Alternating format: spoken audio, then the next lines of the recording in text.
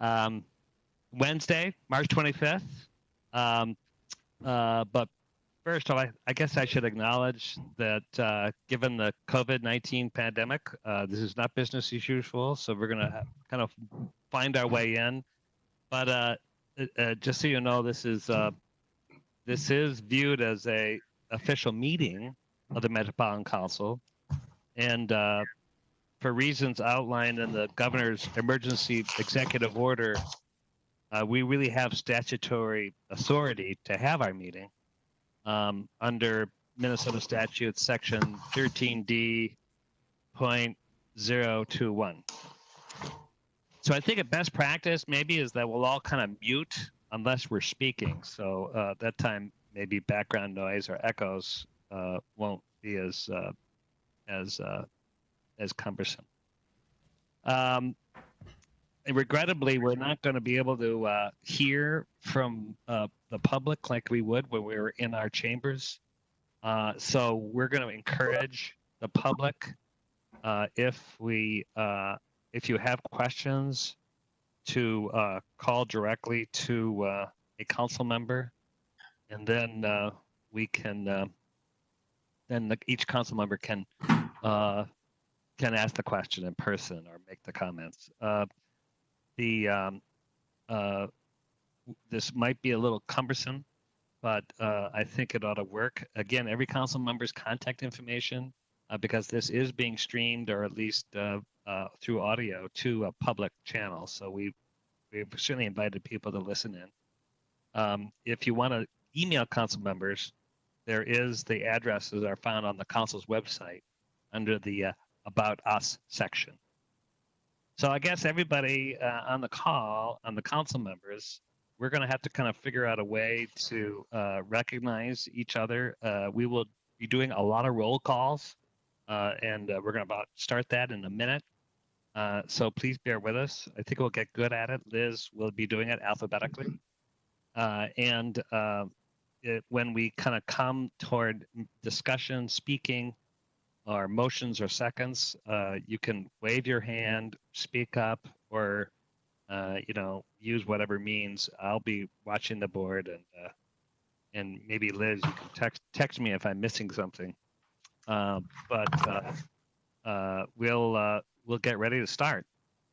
I think our host, which is Greg, has put the council minutes up, so we kind of see each other a little bit on the side, but we're probably ready to start our meeting. So I'll call the meeting to order.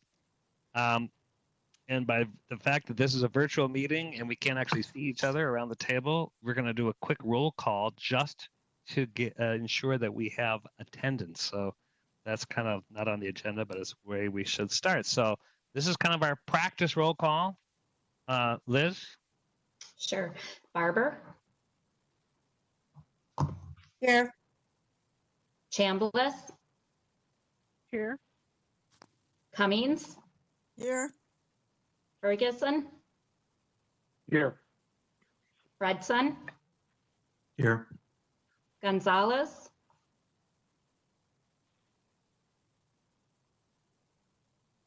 Gonzalez? I saw it. Okay, got it.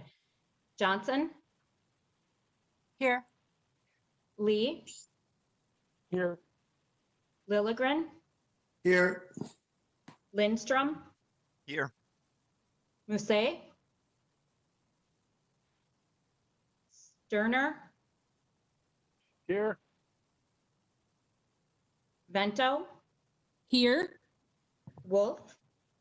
Here. And Zurin. Present, right here. Thanks. Excellent. So now we have the agenda in front of us. Is the first order of business is to approve the amended agenda. May I have a motion? So moved, Chair. This is Turner. Great. Thank you. A second? Vento seconds. Wonderful. Any discussion? Hearing and seeing none. Liz? All right. Please call the roll. Barber? Aye. Chambliss, Aye. Cummings, Aye. Ferguson, Aye. Fredson, Aye. Gonzalez, Aye. Johnson, Aye. Lee, Aye. Lilligren, Aye. Lindstrom, Aye. Sterner, Aye. Bento,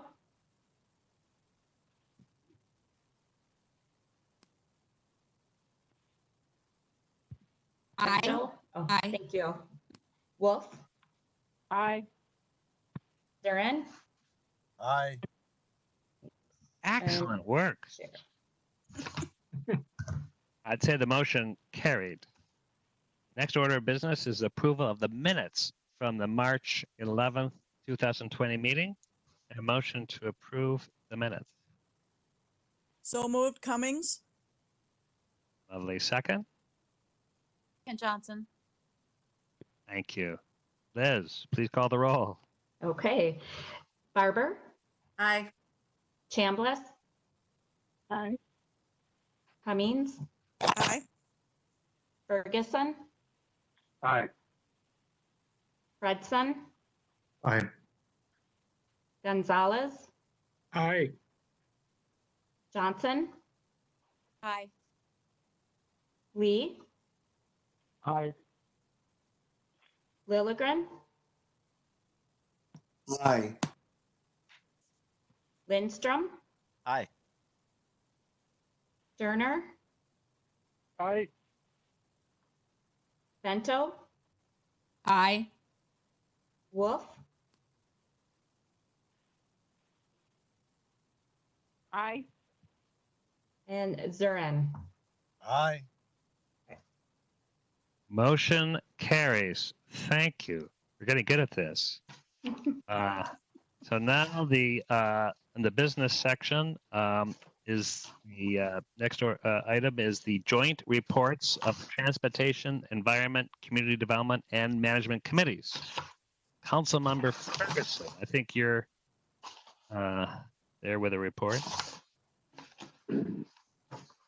This is the Unified Budget Amendment, Business Item 2020-64JT. This amendment incorporates changes to the operating and capital components of the unified budget. This amendment incorporates changes to the 2020 operating and capital budget reviewed and approved by the Community Development Committee on March 2nd. Changes to the operating and capital budget reviewed and approved by the Transportation Committee on March 9th. And changes to the operating budget reviewed and approved by the Management Committee on March 11th. The amendment to the operating budget has four parts. First, there is an increase in expenditures in community development of $1.5 million for three initiatives that were initiated but not completed in 2019. Second, there's an increase of $2.9 million for three initiatives in the regional administration that support our physical and information technology infrastructure. Again, these projects were underway but not completed in 2019. Third, there were two transportation projects for which we will be substituting federal resources for invest dollar funds. Metro Transit will be moving $10 million from MTS and will be moving $1.8 million in invest dollars from our operating to capital budgets, concurrently with new amounts and federal dollars from capital to operating budgets. And fourth, this amendment recognizes $425,000 in federal CMAQ grant funds for a pass-through grant. There are also two changes in this amendment to the council's capital budget. First, this amendment reduces the parks capital program by nearly $23 million by removing completed projects that have been completed and have fully expended funds. Secondly, this amendment closes or amends 94 projects in Metro Transit's Authorized Capital Program, or ACP. These changes are detailed in Table 9 and are listed individually in the attachment. The motion is that the Metropolitan Council authorizes the amendment of the 2020 Unified Budget as indicated in accordance with the attached tables.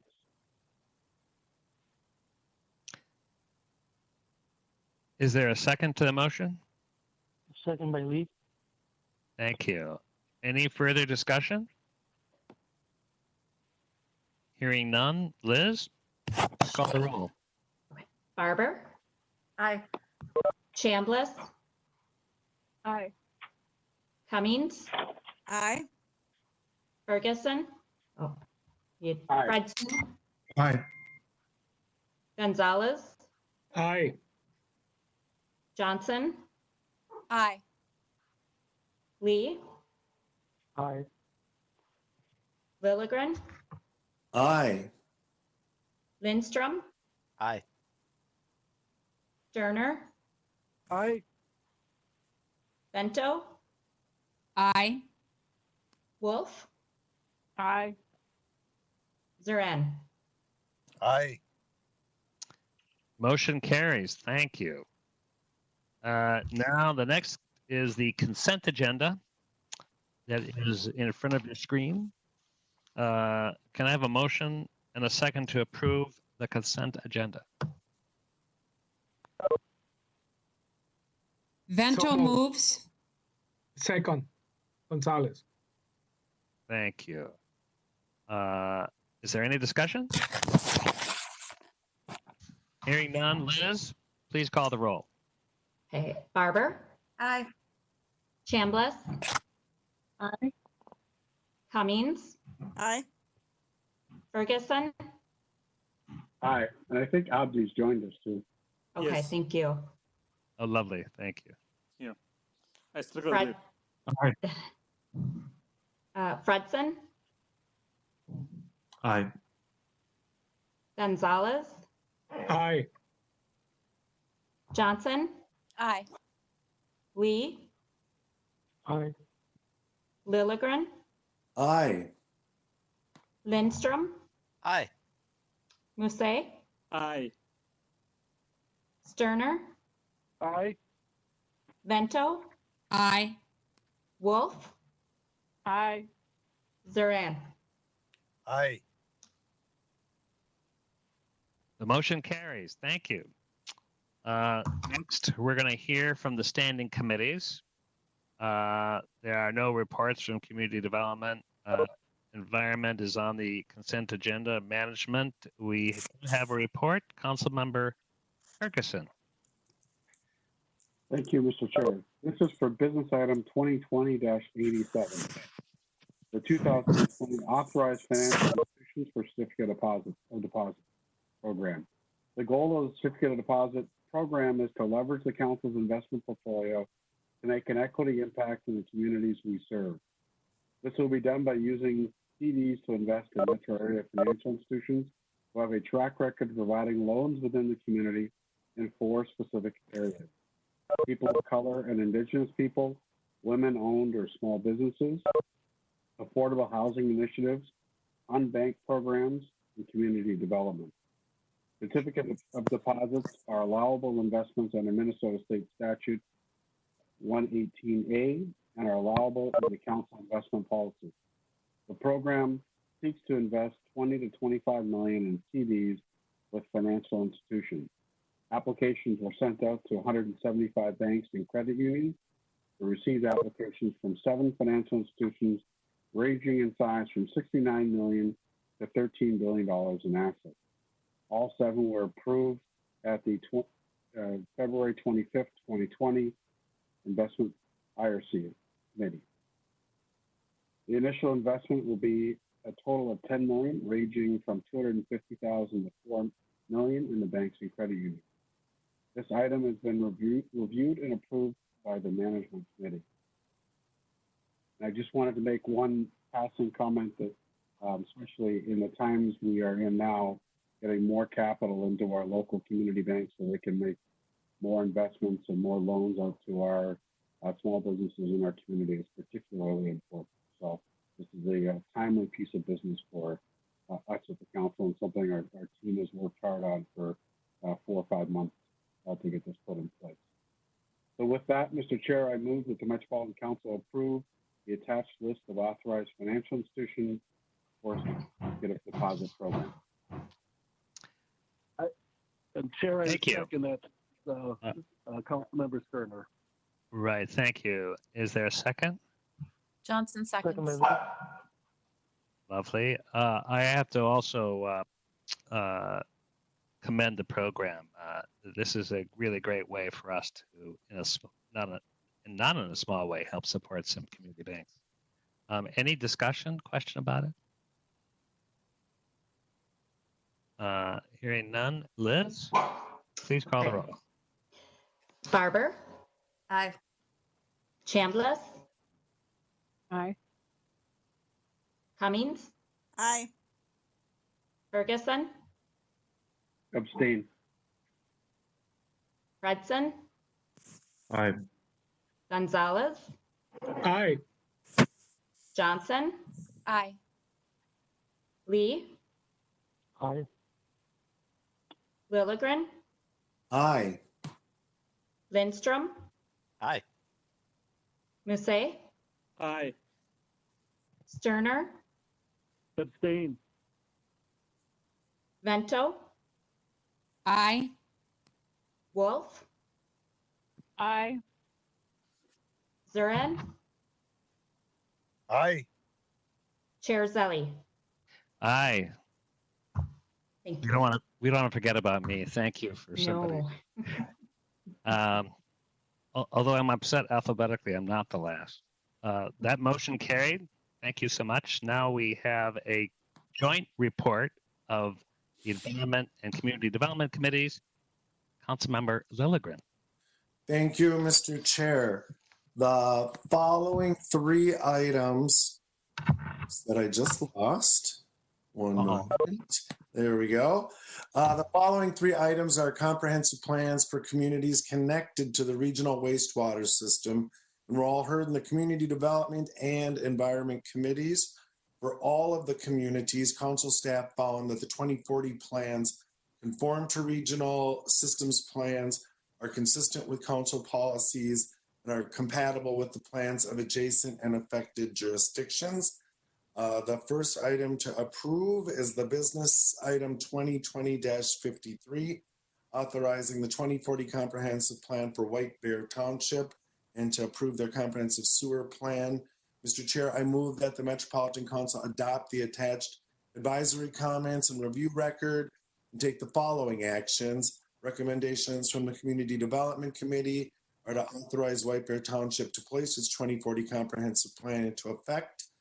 Also to revise the township's forecast downward as shown in Table 1 of the attached review record. And finally, to advise the township to implement the advisory comments in the review record for housing and surface water management. The recommendation of the Environment Committee is to approve White Bear Township's comprehensive sewer plan. Thank you, Councilmember. Is there a second? Vento seconds. Lovely. Any discussion? Hearing none. Liz, please call the roll. Okay. Barber, Aye. Chambliss, Aye. Cummings, Aye. Ferguson, Aye. Fredson, Aye. Gonzalez, Aye. Johnson, Aye. Lee, Aye. Lilligren, Aye. Lindstrom, Aye. Musset, Aye. Sterner, Aye. Vento, Aye. Wolf, Aye. Zurin, Aye. Chair Zelli. Aye. That motion carried. And see, we have another action. Thank you, Mr. Chair. Two more actions. Next item is business item 2020-54. It's to authorize the 2040 comprehensive plan for the city of Rogers and to approve their comprehensive sewer plan. Mr. Chair, I move that the Metropolitan Council adopt the attached advisory comments and review record and take the following actions. Recommendations of the Community Development Committee: authorize the city of Rogers to place its 2040 comprehensive plan into effect. Also to advise the city to implement the advisory comments in the review record for surface water management, land use, and water supply. Recommendation of the Environment Committee to approve the City of Rogers Comprehensive Sewer Plan and also require the city to submit information to the council that summarizes the impact that wet weather events have on system flow response to the existing wastewater treatment plants. Great. Is Johnson's- there a second? Johnson seconds. Thank you. Any discussion? All right, Liz, call the roll. Barber, Aye. Chambliss, Aye. Cummings, Aye. Ferguson, Aye. Fredson, Aye.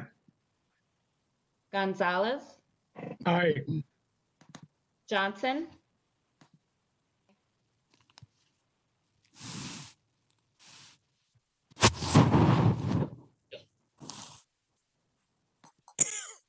Johnson, Aye.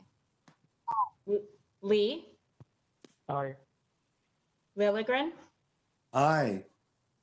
Lindstrom, Aye. Musset, Aye. Sterner, Aye. Vento, Aye. Wolf, Aye. Zurin, Aye. Chair Zelli. Aye. All right, Council, one more. Yep.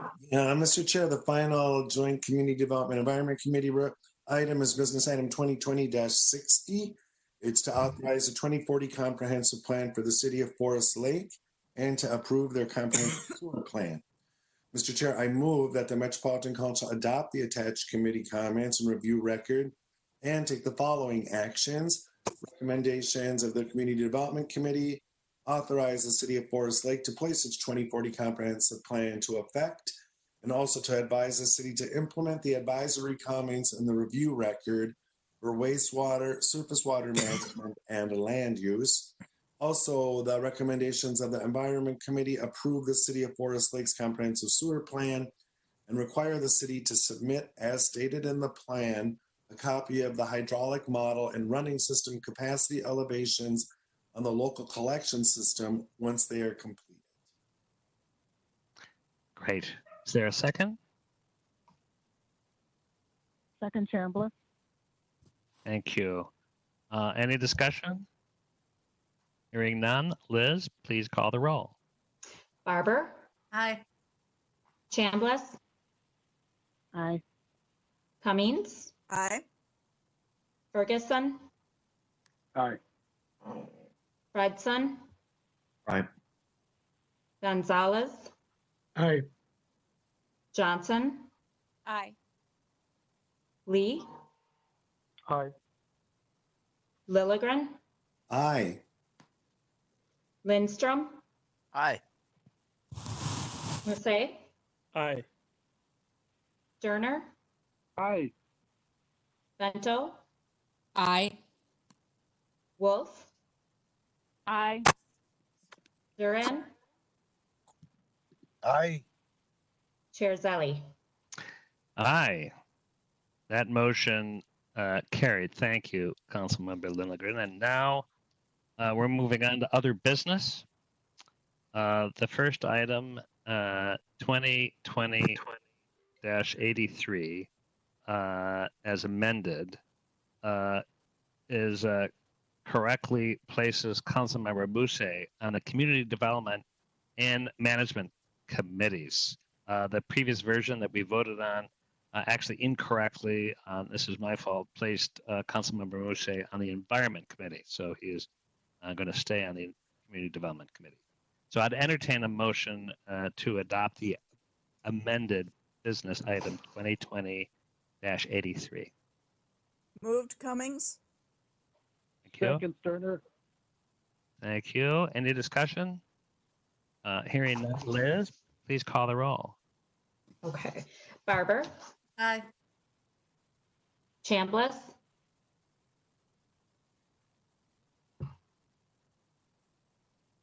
Chambliss,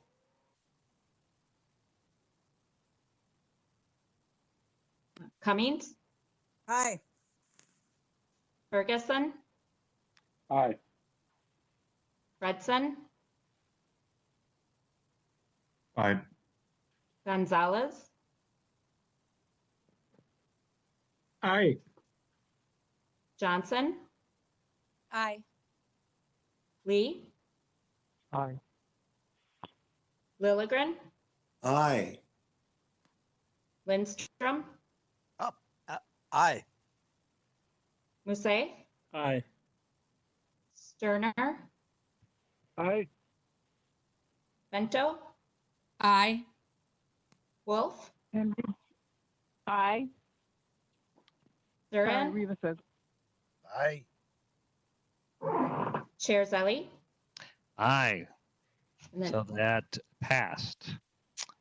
The next item is 2020-113, appointment to the Metropolitan Parks and Open Space Commission. I have accepted the recommendations of a nominating committee from the Metropolitan Parks and Open Space Commission for 2 vacant commissioner seats in District C and D. The committee has these 2 vacancies because the current commissioners needed to leave their appointments early. So the commission helps the council develop long-range plans and also acquisitions development program that includes funding priorities for regional parks. So it really does important work.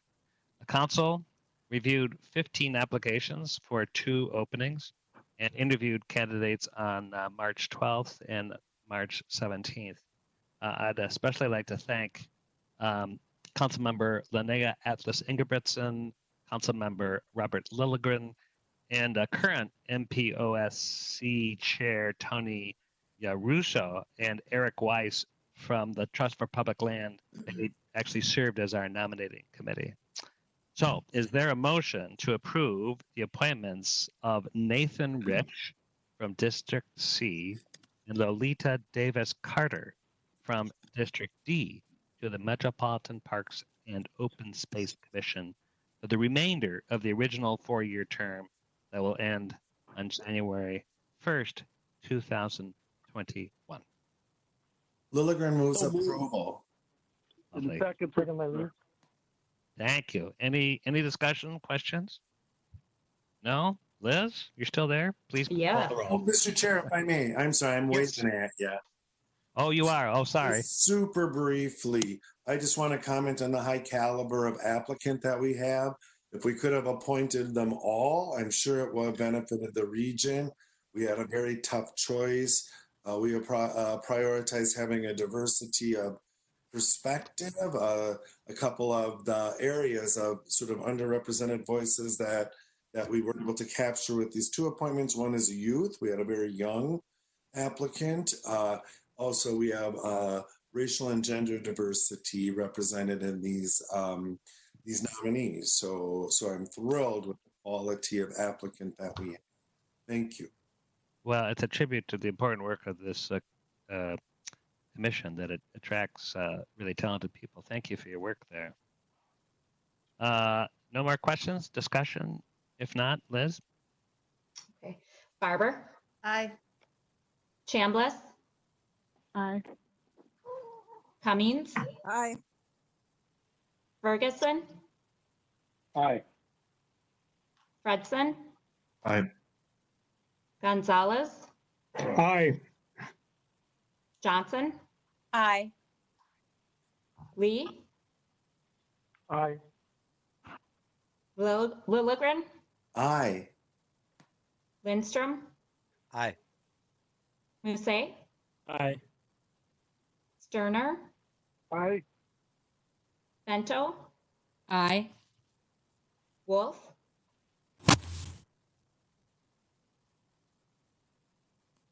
Wolf,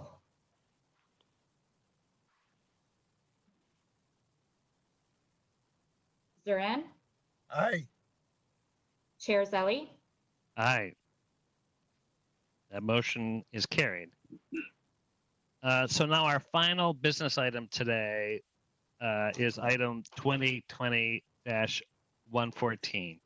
So as you all are aware, this is unprecedented time, and we actually have a peacetime emergency, which is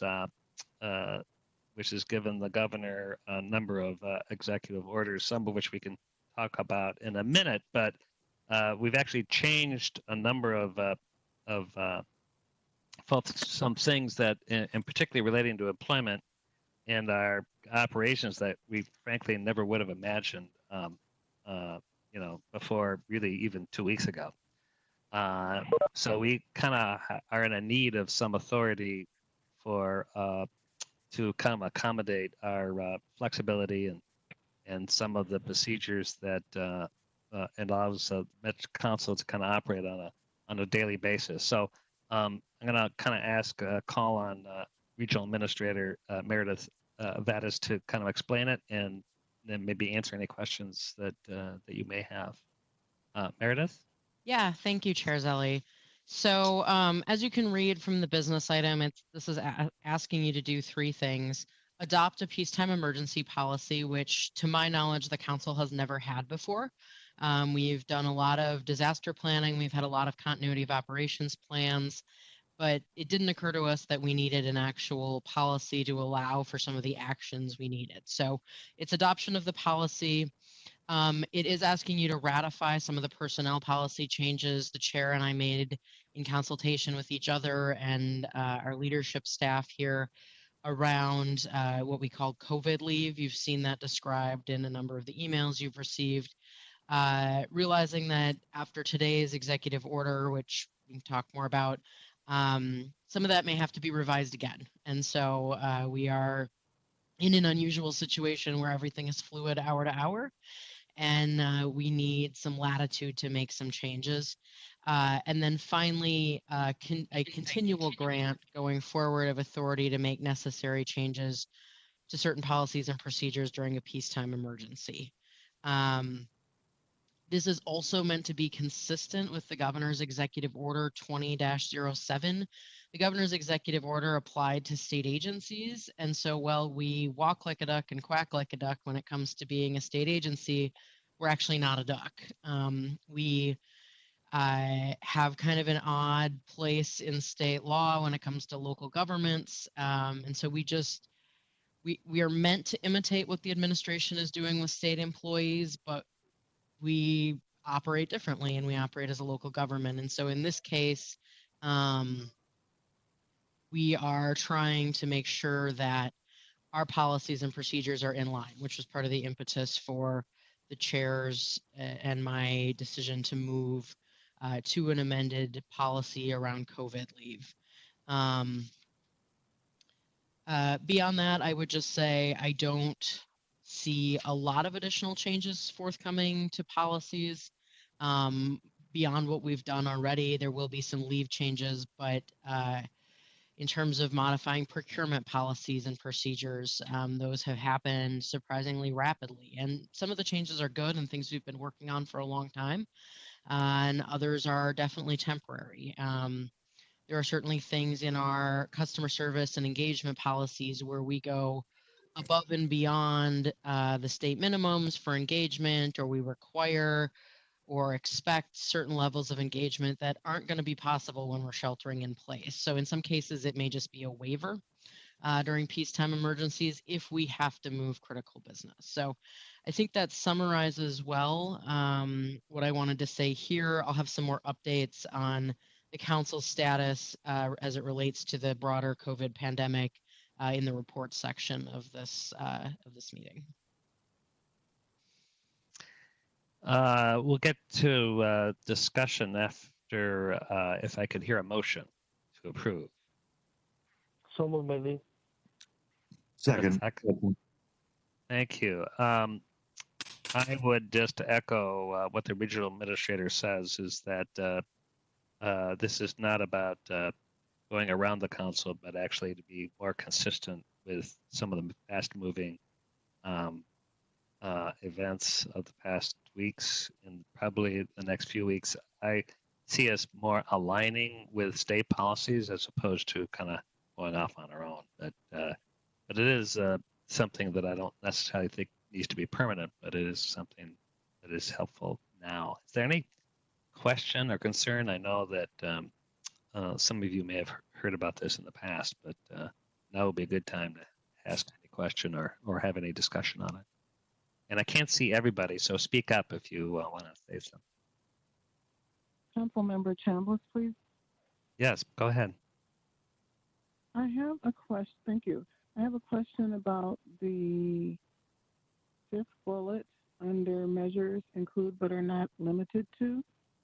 That bullet being suspending hiring policies and procedures. Can I get more clarification?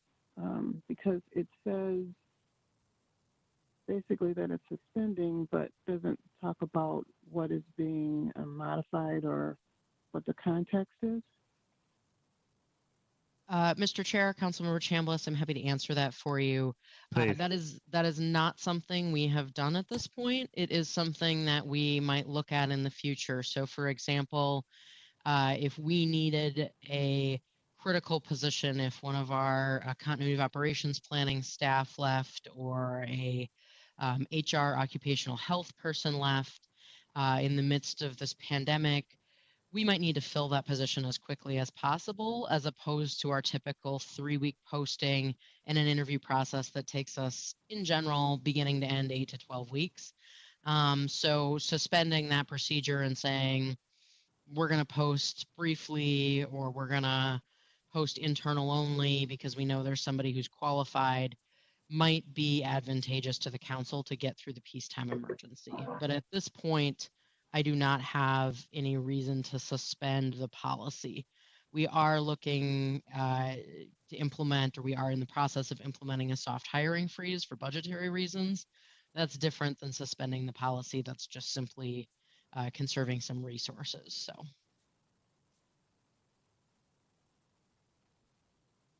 Okay. I realize in looking at the agenda that I really want to read the motion so that it's clear what it is that we're voting on. So in usual parliamentary procedure, you would actually read the motion before you actually have the discussion. So here it is. It's the council. The motion is that the council will, 1, adopt the attached peacetime emergency policy, and 2, ratify the regional administrator's modifications to personnel policies and changes to how certain work of the council staff is organized. And 3, grant the regional administrator, in consultation with the chair, such other authority as necessary to continue council operations during the pendency of this peacetime emergency. So this is not changing our governance policy forever, but it is for this peacetime emergency as declared by the governor. Just as clarification. Any more questions or discussion?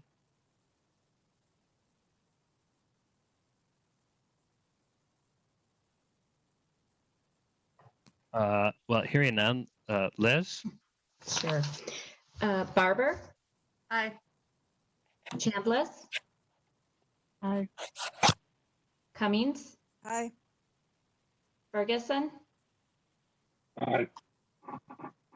Fredson, Aye. Gonzalez, Aye. Johnson, Aye. Lee, Aye. Lilligren, Aye.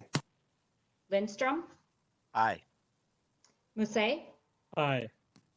Sterner, Aye. Bento,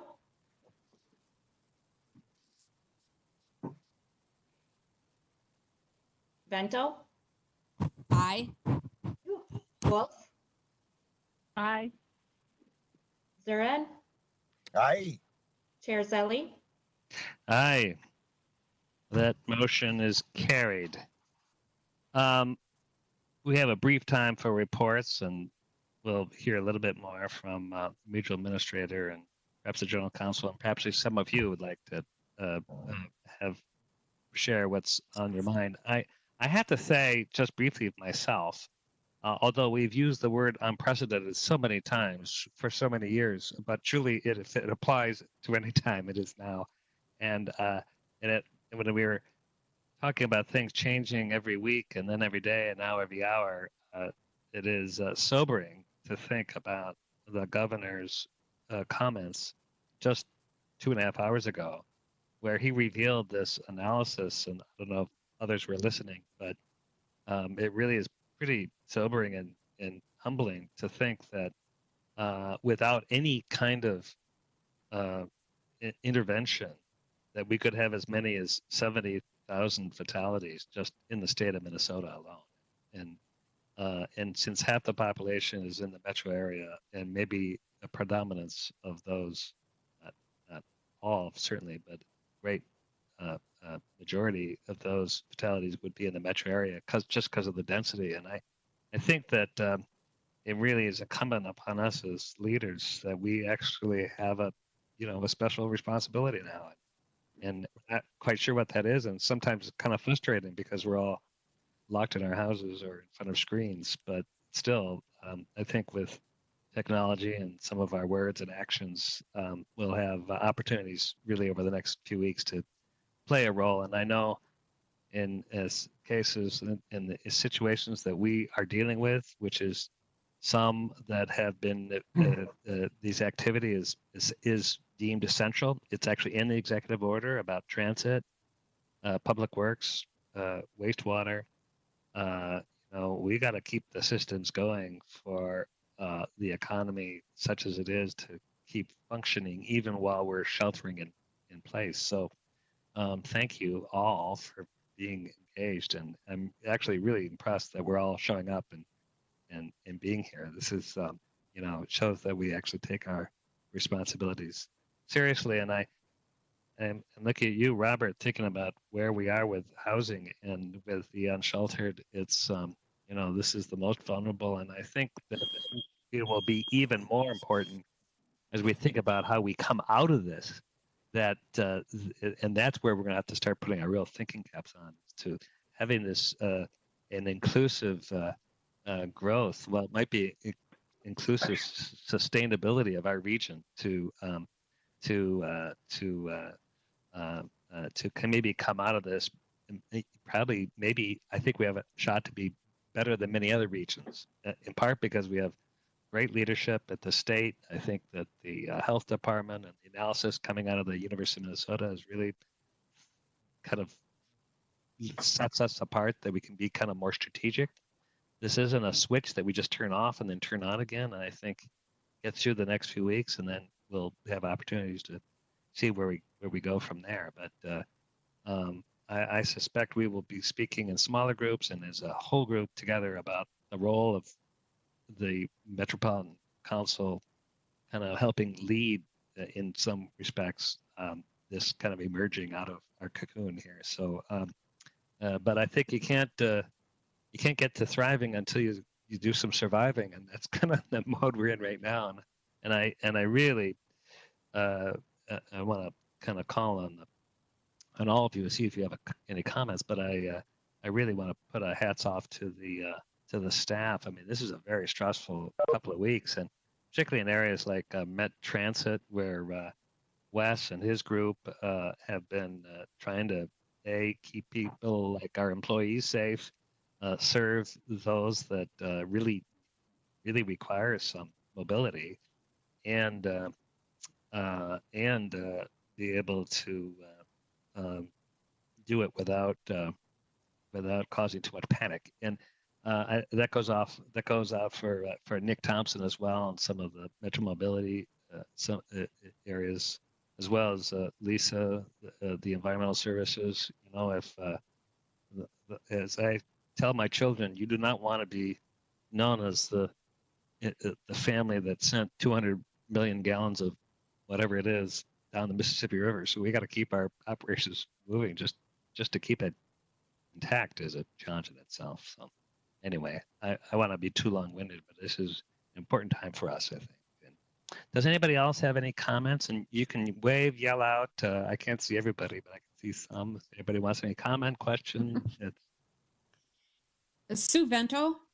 Yes, Sue. Mr. Chair, I just wanted to comment, Friday and Monday and yesterday, I spent some time calling the administrators in each of the cities and townships I represent, just to let them know that I was thinking about them and to let them know that they should give me a holler if there was anything that we at the Met Council could do to assist them. And the calls were just really well received. I didn't get to talk directly to everyone, but the vast majority I did, and they were very appreciative. So if you're looking for something to do, those kind of phone calls will be well received. Great comment. Thank you for doing that, council member. And I think people need sometimes just some friendly encouragement and a voice that says we're there. Mr. Chair? Yeah, Chris. Councilmember Fredson, and then Councilmember Cummings. Oh, we're not hearing you. I don't know if that's just me. Oh, forgot to unmute. Okay, Mark. Just wanted to thank you, Mr. Chair. Just wanted to echo your comments related to staff. I want to recognize you and Meredith for your leadership. And even just a couple days ago, I had the general manager, Wes, join me for a call, kind of prepping me for a conversation with a constituent that I didn't want to cancel. But I know that there's a ton on your plate. And really just admire your leadership and all of your work and all of our employees' work over the last few weeks. I did have one question. At what point are we going to get some information about the impact this is having on our financials, and just in terms of ridership being so down?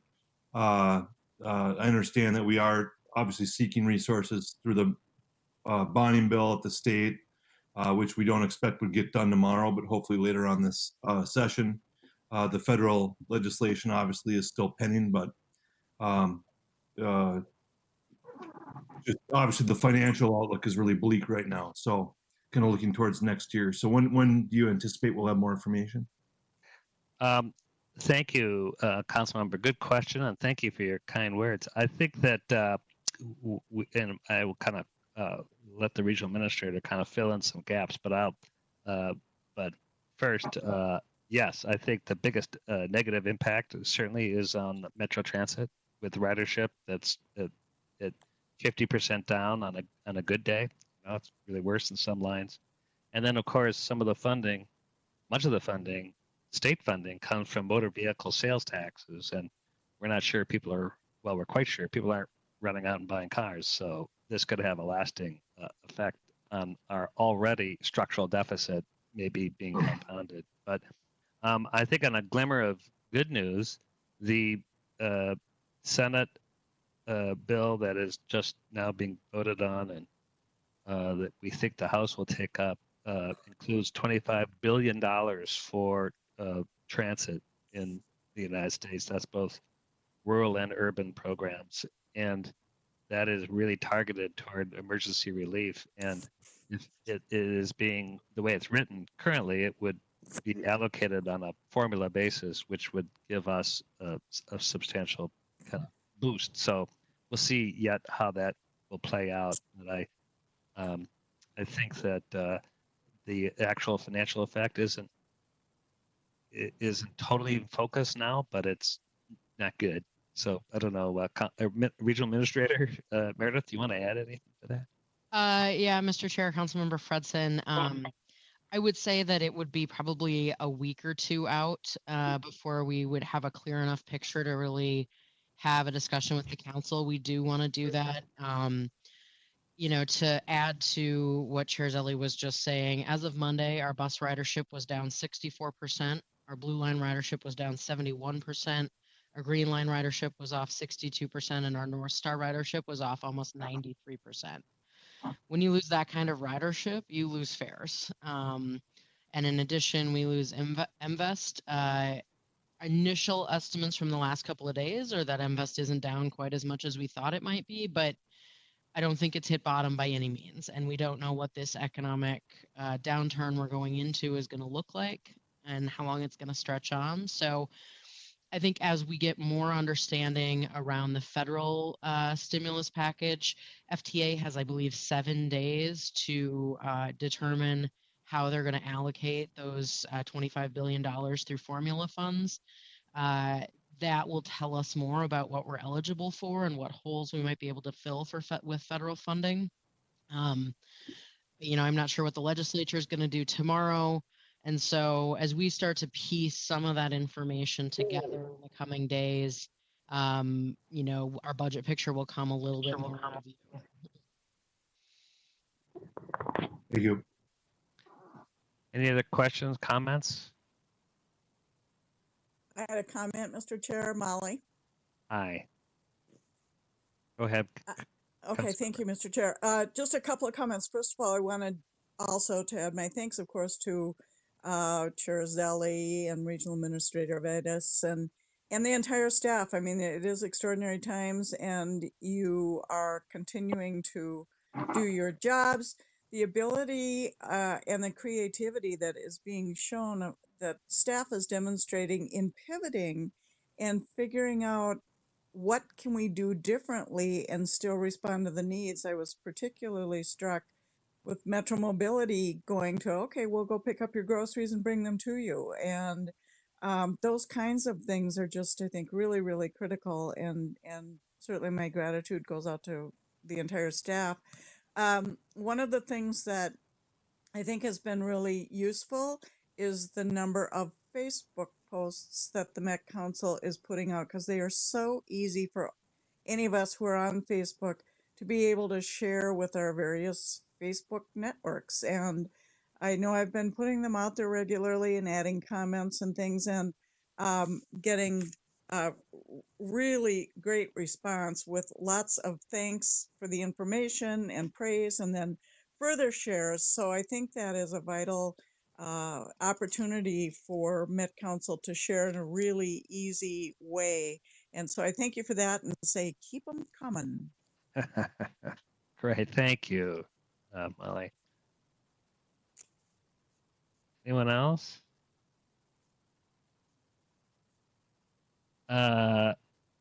Meredith, do you have some comments? Yes, Mr. Chair, I do have some things I want to share with the council.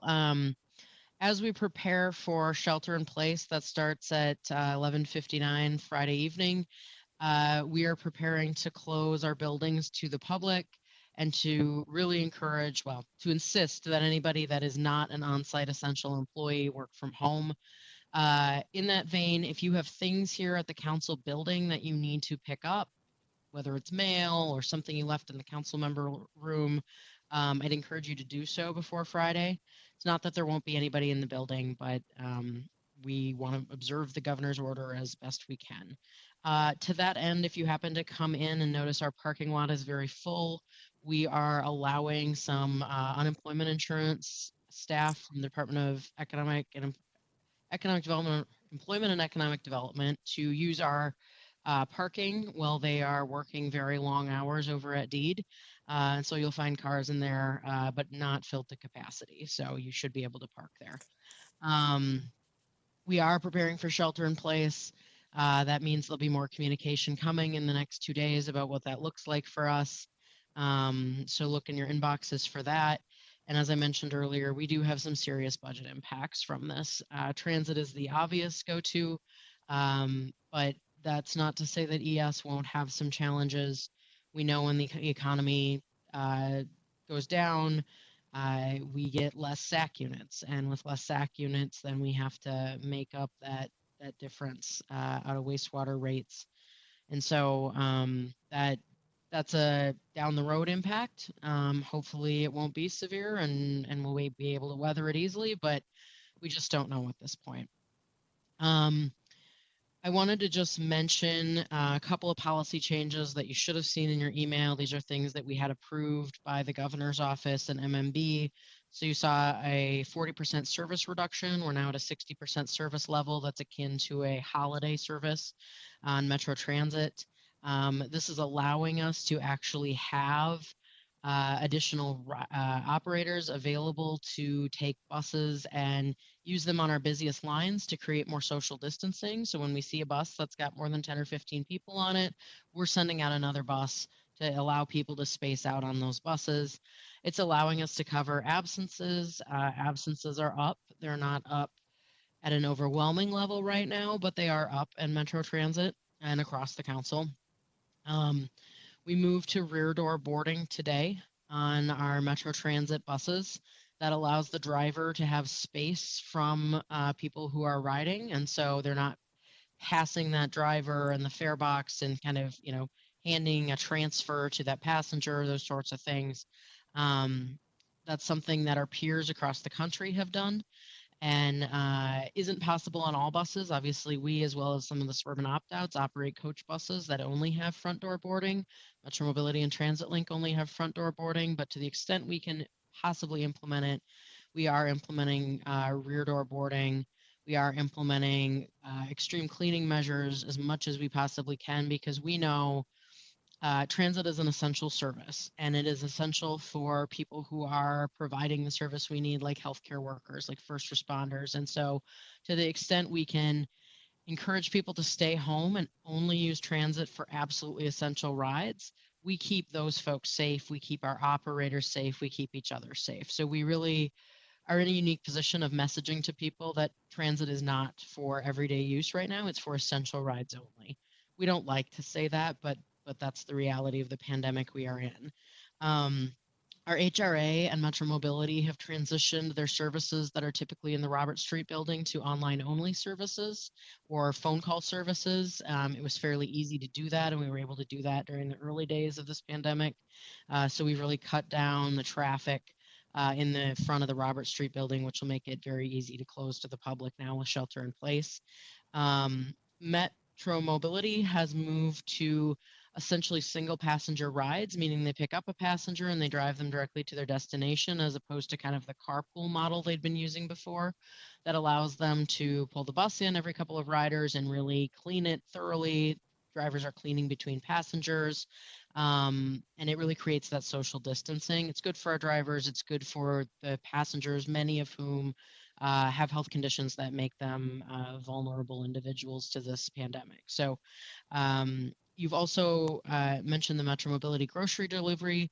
We are expanding to potentially pilot food delivery from food shelves through Transit Link, where we have excess capacity right now. That is not fully in place, but we have food shelves that are looking for that kind of delivery, and it would allow us to take identical boxes of food and a route and leave them on people's doorsteps, so no contact, but delivering food. Councilmember Wolf also connected us with a constituent that was having trouble. EBT or food stamps cannot be used through online delivery for grocery or over the phone. It's a federal policy issue. So we are able to deliver food orders from food shelves that are specific to individuals through Metro Mobility, but we are trying to get our partners to change that policy on EBT so that we could deliver food to Metmo riders who have EBT cards. I think those are the major policy changes that have been put into effect at this point. I also just want to mention that we have some really good examples of the council stepping up to do more. And I want to just thank all of our staff, but specifically, I want to thank staff who transported 30 plus Minnesotans, 32 maybe, who came in from the Princess Cruise and brought them to their homes all over Minnesota, really up north and Duluth and down south. Those operators volunteered for that mission, did a great job in the middle of the night. We had operators who volunteered to move adults from a shelter facility in Hennepin County to a hotel that Hennepin County has rented in Bloomington. And so we continue that operation. I think there'll be more adults moving in the next day or so. People with families who are, not sheltered at this point are going to be moving into that hotel, and we will bring them and whatever possessions they have on Metro Transit fleets. We have had communications staff. Our new communications director, Terry Dresden, has been over at Department of Health adding capacity. She came out of healthcare and has deep knowledge there. but we also have had communication staff supporting the state in terms of editing documents coming out of Department of Health, supporting reporter calls. We've tried to plus up that communications area there. Some of the modeling you heard the governor talk about on his 2 o'clock call today was done by council research staff in conjunction with MnDOT. We used some of the MnDOT information along with the streetlight data that you've all heard about to look at movement around the region and around the state and how people are observing or maybe not observing the stay-at-home request. And we continue to look for other ways to step up, encourage social distancing, be a employer that sets a clear example of what we should be doing here in Minnesota to bend the curve. So I wanted to mention that and really thank staff for their creativity and their willingness to be flexible, and to thank all of you for the trust you put in me today in the peacetime emergency policy and for your support. Many of you have reached out, asked for things you need, but also just expressed gratitude and support for all the work that's happening here. And that's just really wonderful to hear. Finally, I'll just add that Councilmember Atlas Engelbretson, who's not with us tonight, had asked that Hannah Hallmeyer prepare a memo that she could share with a community that's having a virtual meeting tomorrow about the council's COVID response. It's a really good 1.5 page memo. It's pretty cut and dried, a lot of what I just told you. And Hannah has that available if any of you would like to see it or share it with folks. Just let her know. She'll be providing that. So that's all I have. Great, thank you, Regional Administrator. And Chief Counsel, do you have any comments, questions? Yes, Mr. Chair, council members.